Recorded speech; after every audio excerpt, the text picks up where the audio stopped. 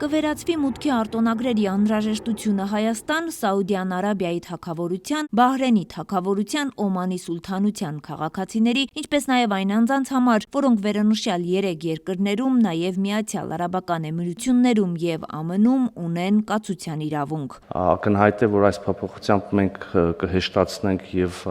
մարդկանց այցելությունը մեր երկիր եւ մարդկանց միջև, այսինքն մեր քաղաքացիների հետ շփումները, ինչպես նաև կմեծացնենք ներդրումային գրավչությունը։ Ակնկալում ենք զբոսաշրջային էական հոսքերի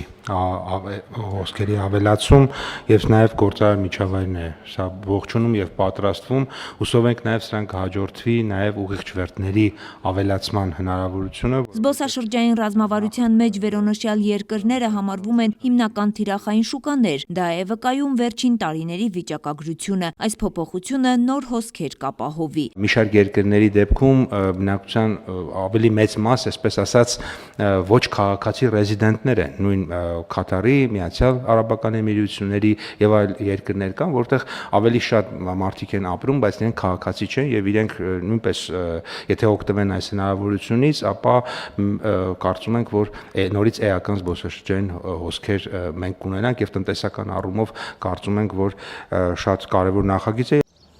Վճարման դիմաց հնարավոր կլինի կրճատել զինծառայության ժամկետը, նախագիծը Սուրեն Պապիկյանն է ներկայացնում։ Առաջարկում է սահմանել 24 ամսից պակաս ժամկետով պարտադիր զինվորական ծառայություն անցնելու հնարավորություն,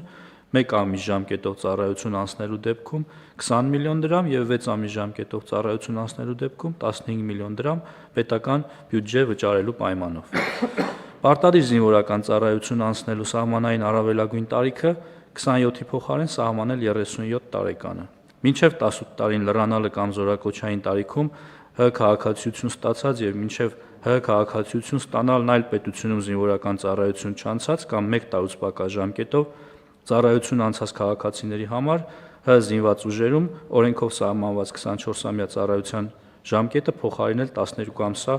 ժամկետով ծառայությամբ, ինչպես նաև այդ ժամկետով ծառայության չզորակոչվելու դիմաց նախատեսել 2.5 միլիոն դրամ պետական բյուջե վճարելու պարտականություն։ Մինչև 16 տարին լրանալը, այսինքն զինվորական հաշվառման տարիքը, Հայաստանի Հանրապետության Արական սեռի քաղաքացիների համար քաղաքացիությունից դուրս գալու դիմում ներկայացնելու պետական տուրքի գումարը կսահմանվի 15 միլիոն դրամ։ Ձևակերպվել է հետևյալ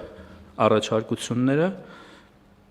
Կրճատ ժամկետով ծառայությունը սահմանել 1 ամսվա դեպքում 24 միլիոն դրամ եւ 4 ամսվա դեպքում 18 միլիոն դրամ։ Յուրաքանչյուր զորակոչի հայտարարման մասին կառավարության որոշման մեջ սահմանել տվյալ զորակոչին համապատասխան կրճատ ժամկետով ծառայություն անցնելու դիմումների առավելագույն քանակը եւ դիմումների ներկայացման կարգը։ Պարտադիր զինվորական ծառայություն անցնելու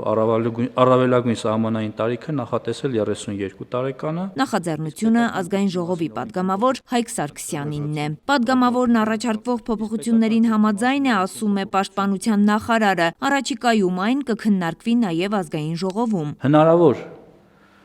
կարճ ժամկետով ծառայելու պարագայում, երբ գումար կվճարեն պետական բյուջե,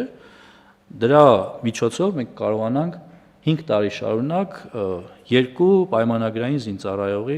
եւ աշխատավարձ վճարել եւ նաեւ վճարել այն 5 միլիոն դրամ պարգևավճար, որը ստանձնել է կառավարությունը։ Բայց, ինչպես նշեցիք, ամենակարևոր հատվածը վերաբերում է կարգին, որը պիտի սահմանի դեռ կառավարությունը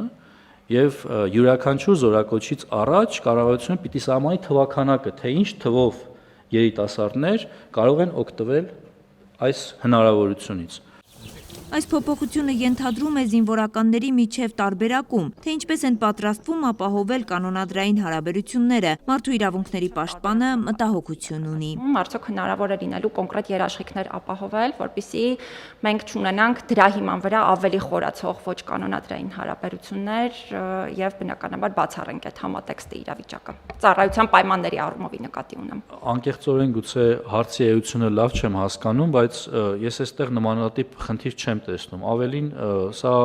մեզ հնարավորություն է տալու, որպեսզի նմանատիպ կանոնադրային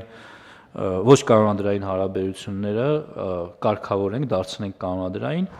Մթնոլորտային օդի պահպանության 2025-30 թվականների համալիր միջոցառումների ծրագիրը շրջակա միջավայրի նախարարությունն է ներկայացրել գործադիրի հաստատմանը։ Առաջիկա 5 տարիներին Հայաստանում մենք պետք է 14 անշարժ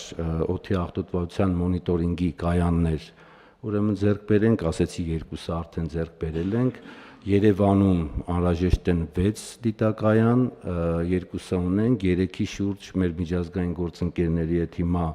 աշխատում ենք եւ հույս ունեմ 2026 թվականի սկզբին արդեն եւս 3-ը ձեռք կբերենք։ Օրակարգի վերջին հարցով կառավարությունը 713 միլիոն 909 հազար դրամի համաֆինանսավորում տրամադրեց 15 համայնքի 33 սուբվենցիոն ծրագրերին։ Արևիկ Սարդարյան, Արմալուր։